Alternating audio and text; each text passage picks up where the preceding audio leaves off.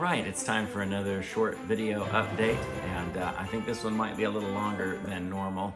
We've had a lot going on the last few days, and that's why we didn't even get our video out on Friday and aren't getting it out until today. But let's back up to last week and give a quick rundown of what all we did get done and what we were busy doing. First of all, we'll start with, you want to start with Saturday? Saturday. So Saturday, last Saturday, a week ago Saturday, we got ready and headed out to go down to Amherst, Virginia to preach at a church that supported us since Gwen and I got married. It's a church we got married in. Yeah, it is. And we got to see a lot of folks there that we knew. But on the way down, our transmission burned up on us. And we were left on the side of the road between Charlottesville and Amherst. And what we wound up doing was getting a wrecker to tow the van to a shop.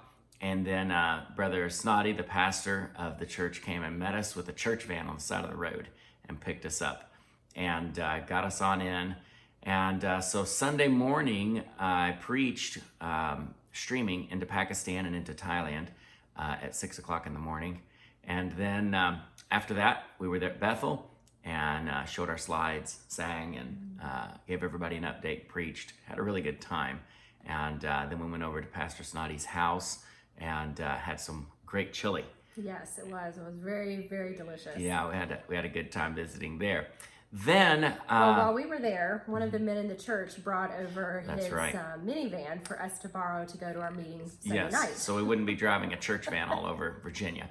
So we were able to use the minivan, and we drove down to, it's Timberlake Baptist in Danville. Mm-hmm. And we were there Sunday evening, and they have supported us there. Pastor Yancey and Timberlake have supported us for about 23 years. And we were again able to present our ministry, give everybody an update, and preach and visit with them some. And so we had a good time, drove back to Bethel where we stayed at the missions apartment, and then began the process of getting the truck fixed. We had it towed to a shop on Saturday. We had it towed to a different shop on Monday. Yeah, my dad came and picked us up from the church early Monday morning. Yeah, and we were at the shop when they opened, but that shop didn't work out. No. And so we had to get it to another shop, and a very, very, very long and horrible story later.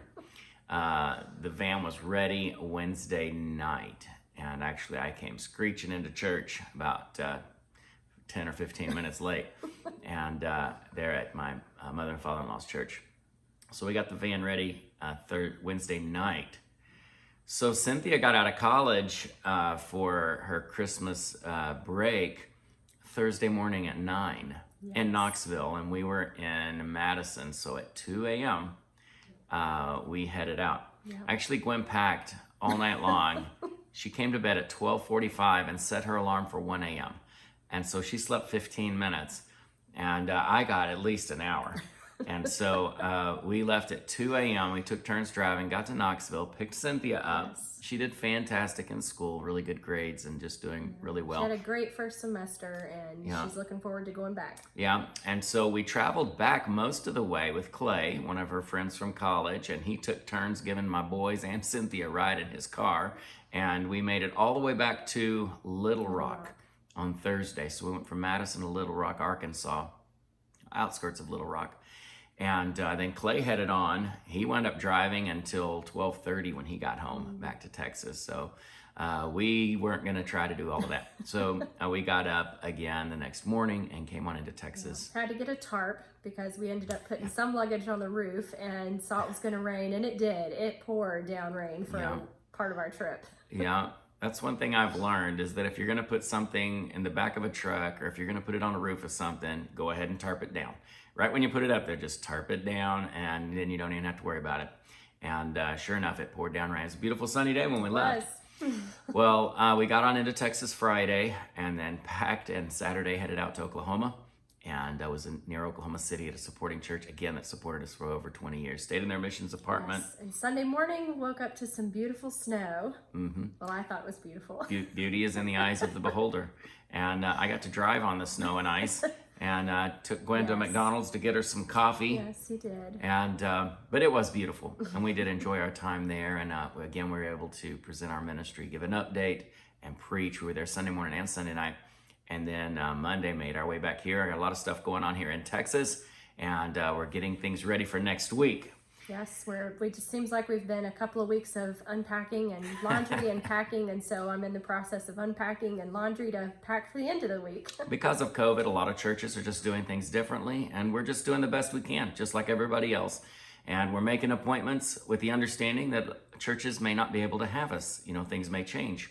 And so we're in a fluid situation, and we're just going to do what we do on the mission field, roll with the punches. We're going to stay busy working, and we're going to keep reaching people. We're going to keep preaching. We're going to keep doing the work of a missionary here or wherever we may be. And we're just going to keep chipping away at it. So next week, we'll be going up to Oklahoma. And I'll see my sister there. I'll be at her church on a Sunday night. I'll be at another supporting church near Eufaula on Sunday morning. And then we roll east again. And we'll be heading all the way back to Virginia.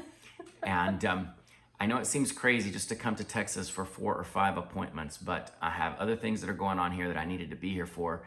And we've got family here, and we wanted to see again.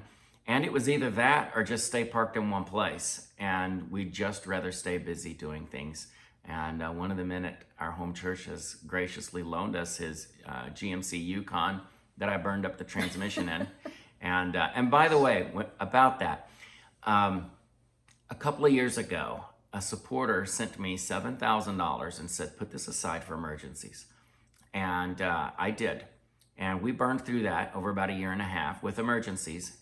And I learned through that to keep some money on hand. So we restocked that emergency fund, and we had that. Now, when the transmission burned up, I didn't ask anyone for help, but one church, a supporting church, they knew what happened, and they gave us $1,000 to help on that.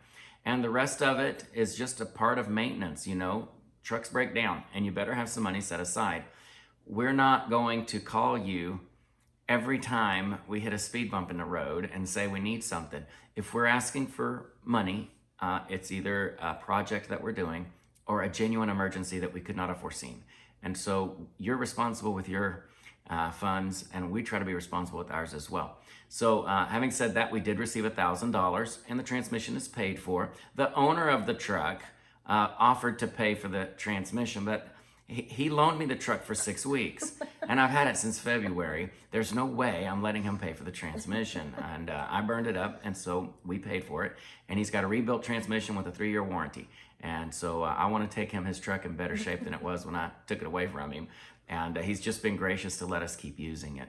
And so we're really thankful for that. So we have a lot of traveling going on. And speaking of projects, our Pakistani Christmas project has gone very well. And a lot of that is in the process of Christmas parties happening right now. So we're looking forward to getting some pictures and video of that. Yes, I've already received some pictures of some of the events they've already held. Some of the places have, and these are multiple churches, multiple schools, and 2 different countries. So the pictures, it's all going to be coming in over the next week or 2. But I've already received some pictures. And we set out to raise $7,100. We got about halfway there, and then a supporter paid the rest. And then in the last few days, we've received about another $1,000. So we're just going to add that to the $7,100, and they're just going to have a little bit better Christmas than what they had even hoped for. And if anything else comes in for that, we'll be sure and send it down for that project as well. But the fundraiser for the Pakistani project was a smashing success. It just couldn't have gone any better. Thank you to everybody that helped out with that. It was glorious. It just went great.